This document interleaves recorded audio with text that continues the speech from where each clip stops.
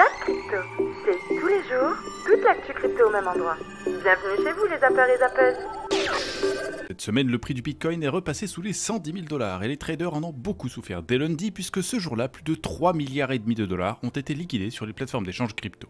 Cet événement s'est répété à plus petite échelle jeudi avec 1,2 milliard de dollars liquidés.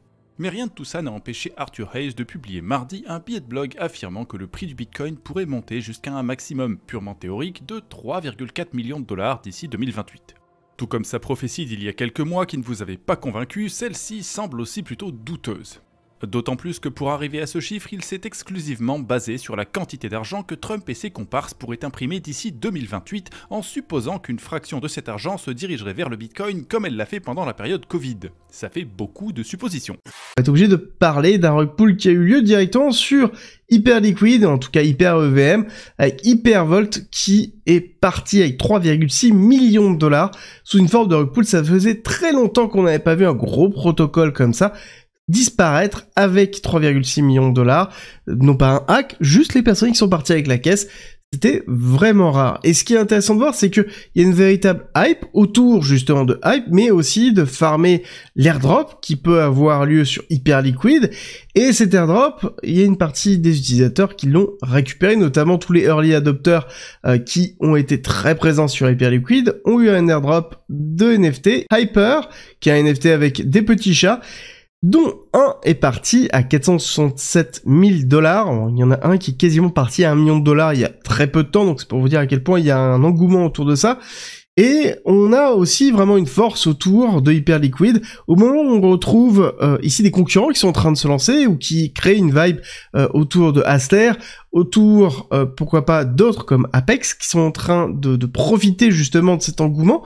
Et nous avons Hyperliquid qui frappe fort pour récupérer une grosse force, une grosse partie en fait de la notoriété que l'on peut avoir en ce moment, et ça nous montre à quel point ils sont quand même en avance sur pas mal de choses. Donc ces derniers jours, le marché sur tous les altcoins, ça a été très compliqué. Par contre, il y a un secteur qui est en train de tout exploser, ce sont les DEX perpétuels, Hyperliquid, on a eu Aster, et les volumes sont absolument dingues. Vraiment, on parle de dizaines de milliards tous les jours. À titre personnel, je reste à l'écart de ce secteur. La news la plus récente, c'est que CZ en a fait la promotion, on le sait, c'est pour ça que tout le monde en parle.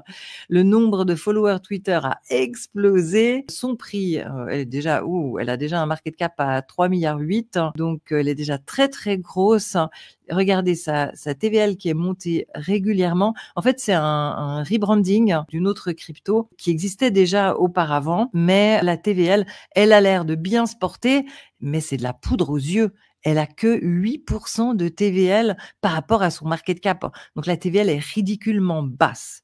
Ok, donc est-ce que ça pourrait être un feu de paille? On a aussi Alex Thorne, qui est directeur recherche chez Galaxy Digital, qui a déclaré qu'il y a une forte probabilité que le gouvernement américain crée sa réserve stratégique d'ici la fin de l'année. Donc, où il est déjà en train d'acheter et il dit rien, il paye the dip, quoi, peut-être en ce moment. Bon. Et après, il dira, regardez, ça y est, on a acheté. Bon, ça serait une bonne nouvelle. Bon. Il nous dit que le risque, ça serait que les États-Unis soient devancés, par exemple, par le Pakistan pour accumuler du Bitcoin, voire même des pays de la région latino-américaine qui vont faire une réserve de Bitcoin plus vite que les États-Unis. Bon. On a Fidelity Digital Asset aussi, qui a envoyé un document de recherche et qui nous disent que davantage d'États-nations, de banques centrales, de fonds souverains et de trésors publics cherchent à établir des positions stratégiques dans le Bitcoin. Alors déjà, on a vu que au niveau des fonds, oui, clairement. Au niveau des trésors publics, oui, les entreprises sont là. Donc, il manque plus que les banques centrales et des États-nations qui disent « Ah, nous, on achète aussi. » Tu vois. Bon. Donc, Samson Mow ici a souligné que Bitcoin n'a pas été à la hauteur pour ce marché actuel, de ce cycle, que les investisseurs sont déçus. Ils veulent un Bitcoin encore plus to the moon, encore plus to the en haut. Est-ce que ça peut arriver? Ça pourrait tout à fait arriver pour la fin de l'année. Le quatrième trimestre, qui est souvent les trimestres les plus haussiers. Et lui, il nous dit, bon, comme on n'a pas eu encore la course de boule de fou, on s'attend à une montée qui peut arriver ou quatrième trimestre ou l'année prochaine. C'est ce qu'il pense, lui, en tout cas. Mais lui, après, il est très bullish. Bon. On a Matt Hogan aussi, directeur en division chez Bitwise, qui pense la même chose. Il dit 2026 sera une année haussière.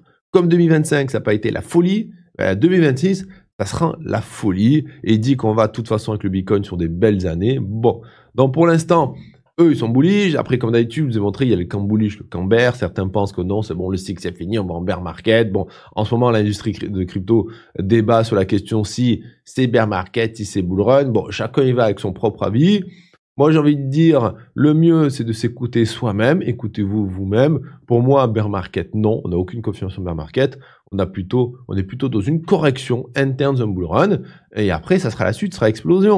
En Europe, nous de notre côté, on parle beaucoup plus de contrôle du chat, c'est-à-dire avoir la possibilité de pouvoir lire, enregistrer et contrôler ce qui est dit par les messages privés. Ce sont des propositions de législation que l'on retrouve en Union Européenne, et justement Vitalik Buterin agit par rapport à ça en expliquant que c'est totalement aberrant de voir un contrôle sur l'ensemble des messages privés qui seraient effectués dans le but de prévenir quelque chose qui ne serait pas du tout généralisé, c'est-à-dire pas tout le monde fait un trafic de drogue, pas tout le monde essaie de blanchir de l'argent, et ce n'est pas une raison de filtrer absolument tout et de contrôler absolument tout. Il faut impérativement permettre aux gens d'avoir leur propre jardin privé, sans forcément que l'État ou l'Union Européenne définissent qu'il faut absolument tout contrôler. Ensuite, en Europe, nous avons eu cette semaine des nouvelles de l'euro numérique. Vendredi, d'après Reuters, les ministres des Finances européens se sont mis d'accord avec la BCE sur une feuille de route pour le lancement de cette nouvelle monnaie et sur les conditions de ce lancement. Quel montant sera émis par la BCE, quelles seront les limites de montant pouvant être détenues par les utilisateurs, etc. Parce qu'il faut rappeler, il était question de permettre aux gens de détenir seulement 1500 à 4000 euros numériques en même temps. Ce qui en ferait pour beaucoup de gens un mode de paiement assez peu pratique nécessitant des virements entrants et sortants constamment pour éviter de dépasser la limite. Quoi qu'il en soit, il semblerait que pour l'instant le délai de lancement soit entre 2 et 3 ans, et c'est plutôt ça qui est gênant. Car malheureusement pour la BCE, elle risque fort de se faire coiffer au poteau par un consortium de 9 banques européennes qui a annoncé sa naissance dans le but de développer une monnaie stable indexée sur l'euro. Au niveau du calendrier, ça va monter crescendo, on n'a pas trop de statistiques US. La statistique la plus importante, c'est vendredi, le taux de chômage et en plus l'ISM service. Mais c'est surtout le taux de chômage qui sera suivi par la Fed, et vendredi, ça sera intéressant, vous verrez, cet indicateur, il faut qu'il explose au-dessus des 80. C'est la décision de la Fed au mois d'octobre. Elle devrait, à 81%, baisser ses taux de 25 points, comme elle l'a fait au mois de septembre. C'est ce qui va être hyper attendu en ce début de semaine. Un marché sans GPS, même quand on doute de son efficacité, sans lui, ça devient vite nerveux. Résultat, risque de volatilité en octobre. D'ailleurs, les bookmakers voient déjà 83% de probabilité de shutdown. Autant vous dire qu'on aura de quoi en reparler cette semaine. Bref, préparez-vous parce qu'on ne va parler que de shutdown, même si, soyons réalistes, dans 3 jours, tout le monde aura probablement déjà oublié. En attendant, on va quand même rappeler qu'on a eu une dernière lueur, une espèce d'indication dans la nuit, le PCE. C'était vendredi dernier, j'en ai parlé dans le Swiss Bliss. Le chiffre fétiche de la Fed, résultat plus 0,3% sur un mois, plus 2,7% sur un an. Pas catastrophique, mais pas forcément rassurant non plus. Ça monte, mais comme c'était dans les attentes, le marché a applaudi. Alors voilà le niveau. En 2025, tant que c'est dans les attentes, tout va bien. Peu importe que ça monte. La consommation, elle reste quand même pas mal. Les Américains dépensent encore. Disney, des SUV qui boivent comme des porte-avions, les assurances santé hors de prix. Tant que les cartes de crédit passent, l'économie tient. Et Powell, il doit être en train de se demander s'il doit vraiment baisser les taux alors que tout le monde est en train de flamber, de craquer du pognon comme si ça ne coûtait rien. Mais attention, l'inflation, c'est un peu comme une date de péremption. À 2,7%, ça passe, si c'est dans les attentes. À 2,8%, ça passe, si c'est dans les attentes. À 2,9%, ça passe encore, si c'est dans les attentes. Mais si on passe le niveau des 3%, on ne sait pas à quel moment ça peut disjoncter. C'est un peu comme la date de péremption sur une boîte de conserve. On sait que tout va bien jusqu'à minuit pile et à 0h01, c'est directement l'attaque des verts. Donc on ne sait pas encore à quel moment le marché va vriller parce qu'il voit que l'inflation continue à monter. Pour l'instant, 2,7%, c'est pas du tout le cas. Et puis alors, puisque l'on parle d'indicateurs, il y a aussi le Buffett Indicator. Vous savez, le ratio qui compare la valeur totale du marché américain au PIB. Buffett a toujours dit, à 200% du PIB, vous jouez avec le feu. Bon, bah là, ça tombe bien, on est à 217%, plus haut qu'en l'an 2000, plus haut qu'en 2021, plus haut que jamais d'ailleurs, c'est le plus haut historique sur ce rapport. En théorie, on pourrait dire que c'est une bulle, mais en ce moment, c'est pas très populaire de parler de bulle. Alors, en pratique, tout le monde s'en tape, parce que l'économie moderne, paraît-il, n'est plus basée sur des usines et du pétrole, mais sur du cloud, de l'IA et des promesses d'investissement circulaire entre Nvidia et OpenAI. En tout cas, c'est plus vraiment l'époque de Warren Buffett. Ensuite, en termes de saisonnalité, nous allons rentrer dans une période saisonnière qui est plus favorable. pas forcément octobre, mais surtout novembre et décembre. Donc effectivement, le marché pourrait prendre des profits un peu en octobre et repartir en novembre-décembre. Tout ça, en fait, rappelez-vous, la question que je pose, c'est, avons-nous sur le S&P 500, ici, le top final de l'année? Est-ce fini? Est-ce terminé pour de bon cette année? La saisonnalité a plutôt tendance à dire que non. Allons droit au but. Ce que vous pouvez voir du côté du Bitcoin, c'est que, eh bien, on a encore du mal à franchir ce fameux niveau des 112 000 $. Vous avez ma ligne orange ici, qui représente toujours une résistance importante pour le Bitcoin. Cependant, grosse chandelle verte hier, ça pour le coup, c'est déjà une belle chose. On a eu une belle remontée. On va voir maintenant si on peut remonter éventuellement au-dessus de ce niveau. Les bears vont bien sûr tenter de nous repousser sur cette chandelle journalière, mais si jamais on peut avoir une clôture au-dessus de ce niveau et ensuite potentiellement venir retester les 117 000 $, ça montrera finalement de la force. De toute façon, plus de volatilité, c'est le bienvenu. Plus de volatilité, ça signifie simplement plus de gains sur les stratégies de trading. Donc ça ne me dérange pas du tout. Mais effectivement, au court terme, eh bien, je m'attends à davantage de mouvements à la hausse et à la baisse. Au moyen et à plus long terme, de toute façon, je m'attends à une hausse du Bitcoin et un pic vers la fin de cette année ou peut-être en 2026, comme vous le savez. Si on se base sur celui de 2021, le top de 2021, ça serait un top qui serait aux alentours d'octobre. Un top pour le Bitcoin aux alentours d'octobre. Et si on rajoute une trentaine de jours, comme ce qui s'est passé sur le précédent cycle, on serait sur un top en novembre. Ethereum, la structure, comme d'hab. La vague A ici, la vague B là, et on attendra, boum, la vague C pour ici un running de continuation.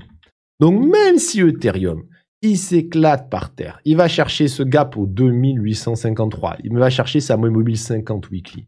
Eh ben écoute, le régular peut se valider comme ça, et boum, Ethereum direction 6000, 7000. C'est ça que les gens comprennent pas. Donc on le voit en hebdo, on est toujours dans le rouge, tandis que sur la journalière, en effet, on est en train de reprendre environ 3 à 4, parfois un peu plus du côté des alts, notamment Solana à plus 4%. Donc Ether finalement est repassé à 4100, c'est plutôt une bonne nouvelle, on va le voir dans un instant. On a plus 5% pour Hyperliquid, plus 4 pour Avalanche, et voilà, le top 50 suit, Polkadot plus 4, World Financial autour de plus 6. On a également plus 9 pour Story, plus 13 pour Pump Fund. Pour ceux qui ne le connaissent pas, c'est ce qu'on appelle en fait une Golden Cross. Une Golden Cross, ça arrive quand vous avez ce qu'on appelle la moyenne mobile 200 qui croise la moyenne mobile 50 et quand vous avez justement la courbe bleue qui va casser à la hausse la courbe blanche, la ligne blanche dans ces cas-là. Ça, c'est des indicateurs historiquement qui font qu'il y a une très forte vague haussière derrière. Et là, ça vient de se passer. Ça vient de se passer il y a quelques jours. Et là, quand on regarde en fait cet élément-là, c'est le marché des cryptos global en excluant le top 10. Donc, c'est-à-dire qu'en fait, ça, c'est un signal qui est très fort pour dire que la alt season va débuter et qu'il va y avoir des grosses performances sur les alts, beaucoup plus que sur le BTC. Si tu n'es pas rassasié, retrouve à gauche le Zap Crypto de la veille et à droite le Zap Crypto de l'année dernière, jour pour jour. Tu as trouvé une ou plusieurs actus intéressantes? Fais-le moi savoir en commentaire.